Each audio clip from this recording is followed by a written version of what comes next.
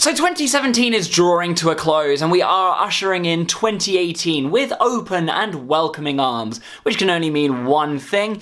It's time for my top 10 of the year. This is not what I think are technically the most perfect films, nor is it the ones that I think deserve the most to be in there. They are purely the films that I personally have enjoyed the most throughout the year. And with that in mind, let's get into it! So number 10 on my list is a film called Colossal. I think that this film flew under the radar for the most part a little bit, and I don't really know why, because this film really deserves a lot more recognition. The characters in it are deeply flawed, there's a lot of development involved in there, and the concept is actually something that's pretty highly original, so I enjoyed seeing this year. And if you haven't seen Colossal, I do recommend you give it a go. It has a very indie film vibe, but with a big budget. Number 9 on my list is Wonder Woman, directed by Patty Jenkins. Remember at the start of the year when we were all hyped for Justice League? And this film came along and it was the shining beacon that the fans and studio execs wanted, because it was showing that yes, a female-led superhero film can lead the way for a Justice League movie, and it's actually really well received. Yeah, I remember that too, and then Justice League didn't really deliver. Still, at least we have Wonder Woman, and that was a great film when it got released, and it set the bar really high for the rest of the year for future superhero films. The number 8 spot goes to Blade Runner 2049. It was so visually impressive, but at the same time, incredibly well-rounded as a film.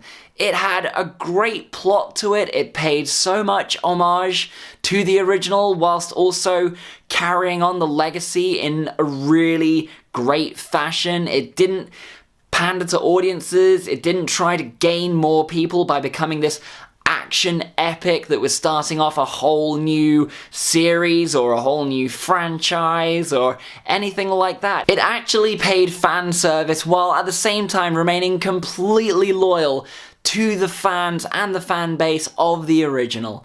And that's what I really enjoyed the most about Blade Runner 2049. Number 7 is the Lego Batman movie. Now, hold on a second. I know what you're thinking. Why is a kid's film in my top 10 films of the year? The Lego movie was incredibly surprising. It had a lot of heart, it had a lot of humour.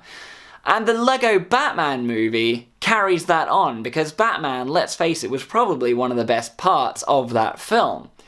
So the Lego Batman movie has some incredibly deep cuts into the Batman lore, and actually makes reference to a lot of other Batman movies as well. And that's why I think that this film is clever, and every time you watch it there are other jokes that happen in the background that maybe you missed.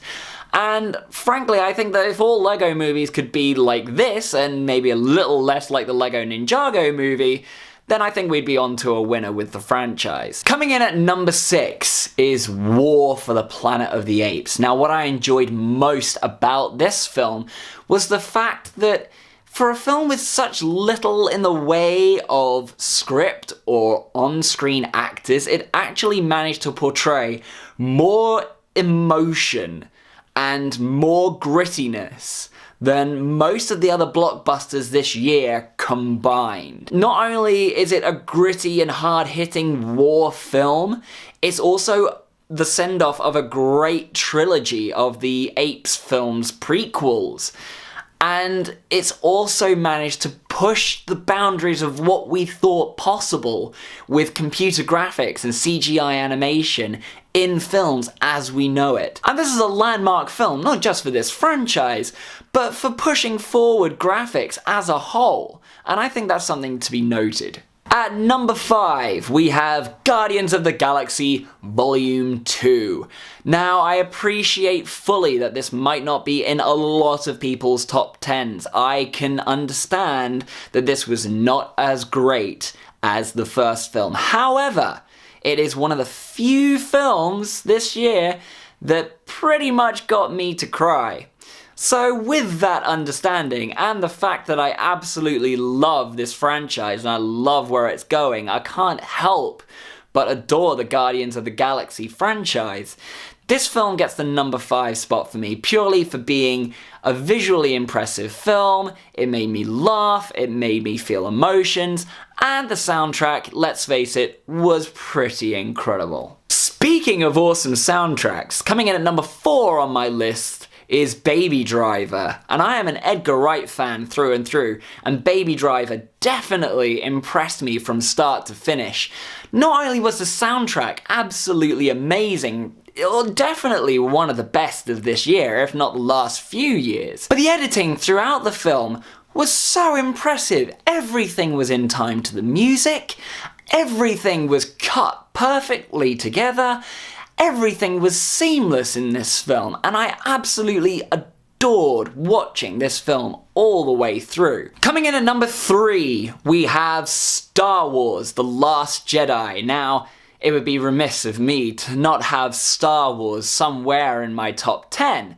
And the last few Star Wars release films have actually managed to clinch the number 1 spot for me. So The Last Jedi gets the number 3 spot because there were some questionable decisions that got made in the film, but I personally have the standpoint that this film was an actual film. It was more so an actual film than some of the others were. It progressed the characters, it progressed the plot, it created a compelling storyline that made some bold choices. And for that, I can't help but admire The Last Jedi for what it is.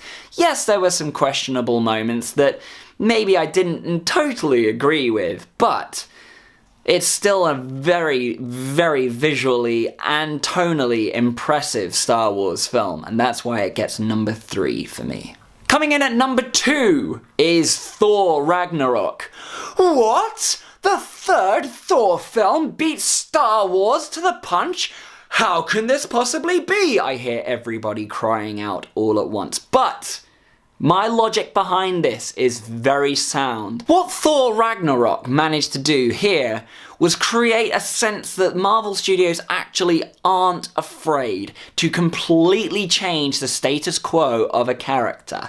There were some choices that got made in Thor Ragnarok that affected the character and affected a lot of the rest of the Marvel Universe in one go, and it stuck with it.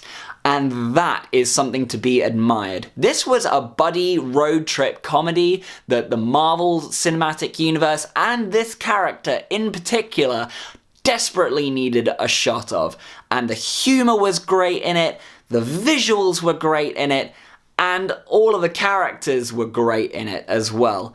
And if you don't come away thinking that Korg was one of the funniest characters in this film, then I think you need a humour check. So before I reveal my number 1 choice for the year, I would like to make some honourable mentions. First of all, let's talk about the worst films of the year. So my top 3 worst films of the year, in order from 3 to 1, are Pirates of the Caribbean, Dead Men Tell No Tales, or Salazar's Revenge, depending on what region you are in. I felt like this was just a cookie-cutter film of the last one. There was nothing really new in there. Johnny Depp was himself, and it was great, but other than that, not too much to be admired. The number 2 spot for the worst film of the year goes to It Comes at Night. This is a small indie quote-unquote horror film. And spoiler alert, do you want to know what comes at night? F*** all. Precisely f*** all comes at night. And the number 1 spot for worst film of the year, if you couldn't already guess, goes to Transformers: The Last Knight. What a steaming pile of turd this film was. And I don't really want to give it any much more attention than that. But some honourable mentions for my favourite series of the year as well. First of all, Stranger Things 2 was absolutely incredible, easily my favourite series of the year. The Walking Dead, from the start till the point where it is now, has been really impressive. They're doing some creative and compelling things in that series. And also Marvel's The Punisher on Netflix has been pretty impressive. as far as I can tell so far. I'm still not quite finished on it, but I like what I'm seeing so far. So those are 3 series that I've checked out this year that I'm really enjoying. And without further ado, my number 1 film of the year is not Star Wars, it's not Thor. What could it possibly be? Number 1 spot goes to the first video review that I did for my channel on YouTube. It's Logan. This film embodied everything that I think the hero's journey should be, and that is commonly referred to in westerns, which is what it pays homage to in the film. And it embodies everything that is important about it. A desperate loner who is dragged into a situation of protecting people that he didn't want to be in or didn't ask to be in. It's got Hugh Jackman completely embodying his role as Logan for the final time, and it's a brilliant swan song and perfect exit for him in this film. It's got Daphne Keane as X-23, and she's an absolute badass through and through. And it's got Patrick Stewart as Charles Xavier, who he has to protect and look after, and is kind of held down by him, but knows he is duty bound to look after him. Ultimately, it's just a brilliant film through and through, from start to finish. It's everything we wanted to see as fans in this film, and I doubt that we're gonna get any depiction of Wolverine that will measure up to this one in the near or far-flung future. You wanna know the other reason why this is in my number 1 spot? Okay, I cried. Are you happy now? I cried at this film, alright? It was Bloodfest 2017 in my seat while I was watching the credits in this. Are you happy now? Did you get what you want out of me? That's why I felt things while watching this film, and I always will feel things while watching this film, and that's why it has my number 1 spot. And that about rounds it off for my top 10 of 2017. So, what numbers on my list do you agree with? What ones do you not agree with? What was your top 10 of 2017? And what ones do you think I maybe missed out on seeing through the year? All comments are welcome in the comment section below. Let's talk nerdy. As always, if you've enjoyed what you've seen here and you want to see more in the future, you can click right here to subscribe and see more in the future. And until that point, Happy New Year! And here's to a 2018 full of incredible films to look forward to. Happy watching.